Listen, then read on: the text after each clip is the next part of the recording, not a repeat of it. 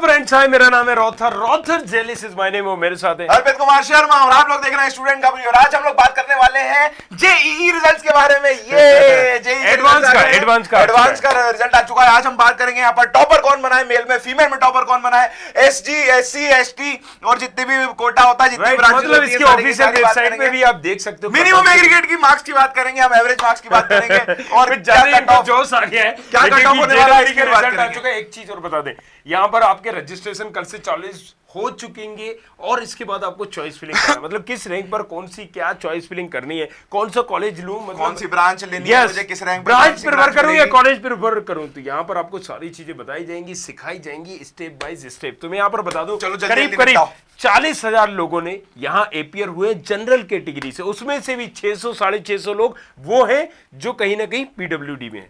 तो PWD with disability, right, ये और अगर ओबीसी की बात करें तो 50,000 52,000 करीब लोग बैठे जो सिर्फ ओबीसी के थे। तो आप समझ लो कि ओबीसी और जनरल में, जनरल से ज्यादा लोग ओबीसी में। इसी यही एक रीजन है कि ओबीसी का हमेशा बच्चा और जनरल का कट ऑफ अगर सेम हो जाता है लगभग, और ईडब्ल्यूएस में फायदा मिल जाता है क्योंकि ईडब्ल्यूएस के सिर्फ 20-22 हजार लोग आपको मिलेंगे। सो ईडब्ल्यूएस में कई बार ओबीसी से ज्यादा बेटर। और ईडब्ल्यूएस या फिर एससी एसटी की अगर हम बात करें तो उसमें पर्सन विद डिसेबिलिटीज जो होते हैं वो भी कम बैठते हैं। जनरल और यही हम बता रहे हैं। अगर आप ओबीसी की बात करेंगे तो जैसे कि वहां पर आपको 650 लोग बैठे थे, यहाँ पर आपको मिल जाएंगे मतलब 500 लोग, राइट, 450-500 के बीच में ओबीसी में। और यही अगर ईडब्ल्यूएस की बात करेंगे तो वहां ज्यादा नहीं होंगे, मतलब 150-150। सो ये सारी चीजें आपको भी ध्यान में रखना है। अगर भाई साहब आप एससी के हो तो एससी में पिछली बार भी अगर आप कंपेयर करोगे, इस बार भी लगभग वही एवरेज आया, 22,000 24,000 करीब का एवरेज आया इस साल भी। और एसटी का बच्चा हमेशा कम रहता है और यही एक रीजन है कि एसटी का कट ऑफ हमेशा ज्यादा। वहां पर 24,000 है, एसटी का बच्चा यहाँ पर 10,000 होगा, 11,000 होगा। सो एसटी वाले बच्चों को भाई बहुत सारी फायदे वाला, हर बार बोलते हैं हम कि अलग ही टाइप के फायदे रहते हैं उनके पास, अलग ही। ये देखिए, आप चेक करिएगा, हाँ, ये देखिए, ये यहाँ पर वही चीज आ गई जो मैं आपको बताना चाह रहा था, समझाना चाह रहा था। एसटी का ये आपको आ रहा है 11,000 और यहाँ 24,000। कितना फर्क है, यही एक जो रीजन है। आप क्वालिफिकेशन तो देखो जरा, 10,625 अपीयर करने के बाद 2,757 क्वालिफाइड भी हो चुके हैं। अगर आप रेशो निकालोगे ना तो इसका रेशो जो है वो लगभग 25% निकलेगा भाई साहब। सो राइट, ये भी चीजें आपको समझना है। तो कई लोग जो बोलते हैं एससी एसटी, मतलब ओबीसी और एससी में जो डिफरेंस आता है ना, कई बार एससी और एसटी में उतना डिफरेंस आ जाता है, राइट। सो यहाँ पर ये सारी चीजें समझ के ही हमें चॉइस फिलिंग करना है। अब इसके बाद भी हमारा यार होता है home state Kota, other state Kota. अगर हम जेंडर के बेसिस पर अगर अपन प्रेफरेंस करेंगे रॉथर, तो कहीं ना कहीं इस बार संख्या भी जो है फीमेल मेल दोनों की बढ़ी है, यानी कि हमारा देश बढ़ रहा है, आगे निकल रहा है, क्योंकि लोग यहाँ पर अब पढ़ने वाले जो है वो ज्यादा आ रहे हैं। इस बार आप देखेंगे अगर आप मेल की बात करें तो 1 लाख प्लस है, 1 लाख प्लस, 1 लाख मतलब 1,10,000-15,000 करीब मेल थे, सिर्फ मेल थे। और सिर्फ फीमेल कम से कम 30-35 हजार थी भाई साहब, 34,000 कुछ होंगी समथिंग। तो 34,000 करीब फीमेल थी। लेकिन एक बात बता दें कि थोड़ा सा रैंक में बुराई वाली बात नहीं है, लेकिन यहाँ पर 1 से 90 तक की रैंक में कोई भी मतलब फीमेल हमें नहीं दिखी यहाँ पर नजर आई। और यही पर 1 से 97 97 तो मैंने यही तो कहा, 1 से 90 तक की रैंक में मेरे भाई, राइट। सो यहाँ पर ठीक है, आप क्योंकि यार देखो 1,10,000 मेल बैठे हुए हैं, फीमेल वैसे भी कम थी यहाँ पर। तो जो लड़की ने किसी ने किया है यहाँ पर, फिर भी भाई लड़कियों का बोलबाला हुआ है, ऐसी बात नहीं है। ये देखिए, काव्या चोपड़ा ने यहाँ पर कहीं ना कहीं टॉप किया है, नाम रोशन किया है लड़कियों का, सर उठाया है। तो आप देख सकते हैं यहाँ पर काव्या चोपड़ा की सीआरएल जो है वो भी हम यहाँ पर निकाल के लाए। 98 नंबर पर जो है काव्या चोपड़ा की सीआरएल आई हुई है। और पहले नंबर पर मृदुल अग्रवाल जो है यहाँ पर हमारे बनिए साहब जो है फर्स्ट रैंक के साथ 348 नंबर आए भाई साहब इनके 360 में से। एंड काव्या की बात करें तो 360 में से 286 number locker she is the first female जो मतलब फर्स्ट नंबर पर इन्होंने टॉप किया हुआ है। तो दैट्स रियली गुड यार रॉथर, मतलब बहुत मेहनत करी है बच्चों ने। और इन जैसे बच्चों को हमारी जरूरत नहीं है, इनके पास दिमाग है, इनको पता है कि क्या ब्रांच लेनी है, क्या काउंसलिंग करनी है। लेकिन भाई साहब आप लोगों को जरूरत है, क्यों जरूरत है? क्योंकि ये देखो, ये सब एससी एसटी ओबीसी ईडब्ल्यूएस ये कोटा तो है ही, लेकिन कई बार बताएं, कई बार एससी एसटी से ज्यादा हावी होता है होम स्टेट का कोटा।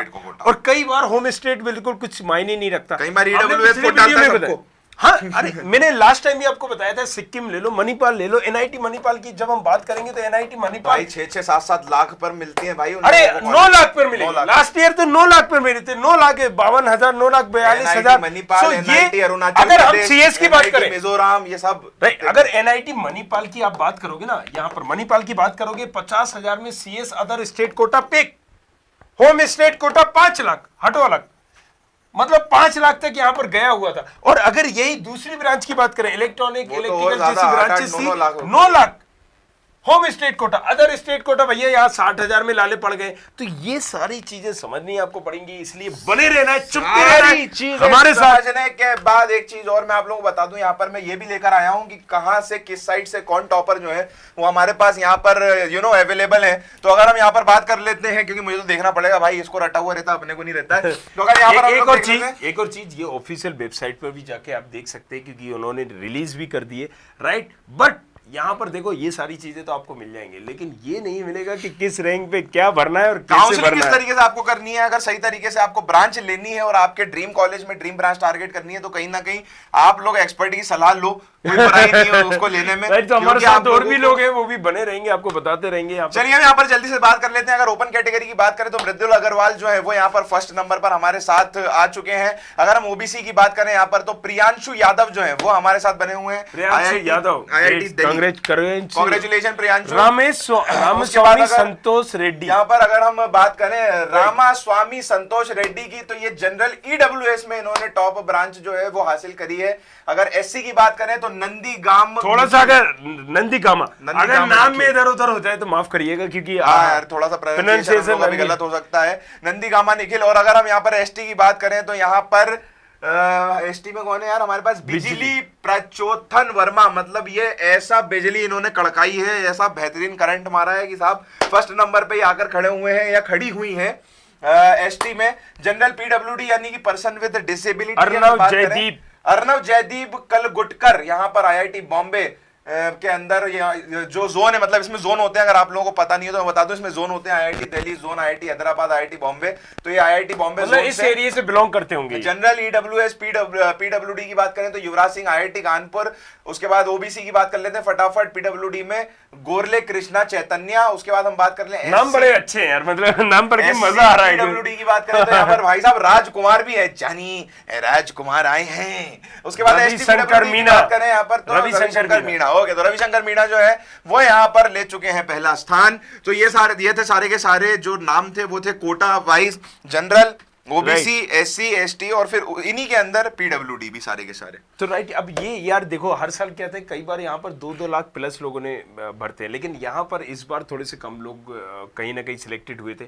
और ये भी हमने आपको यहाँ पर बताया था कि कितने लोग हुए, बताया नहीं बताया, क्योंकि अभी हमने बताया 1,10,000 16,000 करीब, वो तो सब बता दिया, लेकिन मेन जो चीज है वो नहीं बताई तुमने। ये छोड़ो,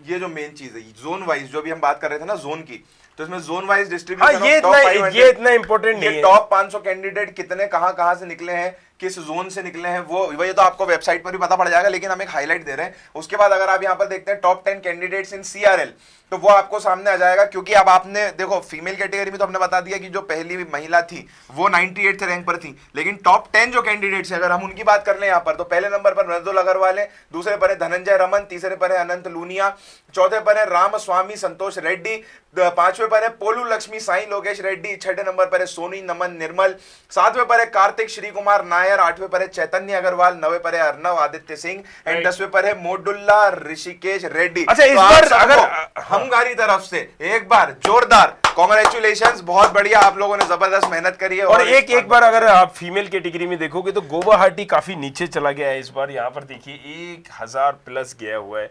सो नहीं, फीमेल कैटेगरी के नाम भी ले लेते हैं भाई, नहीं तो कन्याएं बुरा मान जाएंगी। नव दुर्गा के दिन चल रहे हैं, नवरात्रि चल रही है भैया। नीरजा विश्वनाथ पाटिल जो है वो आईआईटी बॉम्बे जोन से यहाँ पर 266 नंबर की रैंक लेकर यहाँ पर अड़ी हुई है। काव्या चोपड़ा की अगर हम यहाँ पर बात करें, हाँ आप बात करिए। काव्या चोपड़ा की अगर हम यहाँ पर बात करें तो आप देख सकते हैं यहाँ पर 98 रैंक पर ये है, यानी कि फर्स्ट नंबर पर फीमेल टॉपर जो है वो ये है IIT Delhi zone, IIT Delhi zone से, आईआईटी गुवाहाटी जोन से कैमिलिया रॉय है यहाँ पर 1377 रैंक के साथ। आईआईटी कानपुर जोन से यहाँ पर श्रेया तिवारी है 280 रैंक के साथ। आईआईटी खड़गपुर में बेथिना जोशिता चौधरी 148 रैंक के साथ बनी हुई है। आईआईटी हैदराबाद में पल्ले भावना 107 पर, और आईआईटी रुड़की में दीपाशा, आईआईटी रुड़की जोन में दीपाशा जो है वो 718 नंबर लेकर, 718 रैंक लेकर टॉप फीमेल कैंडिडेट्स में अपनी जगह बना। ये भी उसी तरीके से मतलब आपको जोन वाइज दिया गया है, तो आप जाके ऑफिशियल ये top 5 candidates in every zone है, ये आप देख लेना अपने हिसाब से, आपको समझ में आ जाएगा। अगर हम यहाँ पर बात करें क्राइटेरिया की, तो क्राइटेरिया किस तरीके का आपको मिनिमम परसेंटेज ऑफ मार्क्स जो है वो चाहिए एक पर्टिकुलर आईआईटी या रैंक को लेने के लिए, ये ज्यादा जरूरी नहीं है। ज्यादा जरूरी दोस्त ये है, अगर इसको हम देखेंगे तो आपको समझ में आएगा कि किस तरीके से आप जो है क्वालिफाई कर सकते हैं। बड़ी सिंपल शब्दों में आपको लेकिन मैं आपको एक चीज भी बता दूं, यहाँ पर जब हम लास्ट टाइम बात कर रहे थे तो मतलब 500 की रैंक भी अगर आपकी है, हाँ, और सीएस के लाले पड़े हुए हैं, लाले पड़े हुए हैं, मतलब सीएस के भी रैंक पे भी है, तो आप टॉप नंबर 1 का कॉलेज नहीं ले सकते, सीएस और आईटी दोनों, राइट। सो आप ये समझो कि ये आपको देखना बहुत जरूरी है, इसलिए हम काउंसलिंग लेके आएंगे, कैसे बनना है, कैसे करना है, क्या करना है, क्या नहीं करना है, इन तमाम चीजों के लिए आपको जुड़े रहना है हमारे साथ, तो बने रहना है हमारे साथ। मिलते हैं नेक्स्ट वीडियो में, तब तक के लिए हasta la vista, और नीचे डिस्क्रिप्शन पे जाओ यार, रॉथर जेलिस को फॉलो कर लो इंस्टाग्राम पर, और एंकर अर्पित शर्मा के नाम से मैं भी हूँ। यस, सो यहाँ पर मैं आपको ताकि गाइड कर सकूंगा लाइव से, बाकी आपके क्वेश्चन डाउट को सेशन सॉल्व कर सकूं। Thank you, thanks a lot, take care. तो आप लोग देख रहे थे स्टूडेंट खबरी, इसी तरीके के और वीडियोस के लिए हमें फॉलो करते रहिए, लाइक करते रहिए, सब्सक्राइब करते रहिए। काउंसलिंग के लिए कब आ रहे हैं जोसा की काउंसलिंग के लिए कल। ओके, तो कल से हम आएंगे वापस आप लोगों के सामने लाइव, और जोसा की काउंसलिंग यहाँ पर होने वाली है भाई।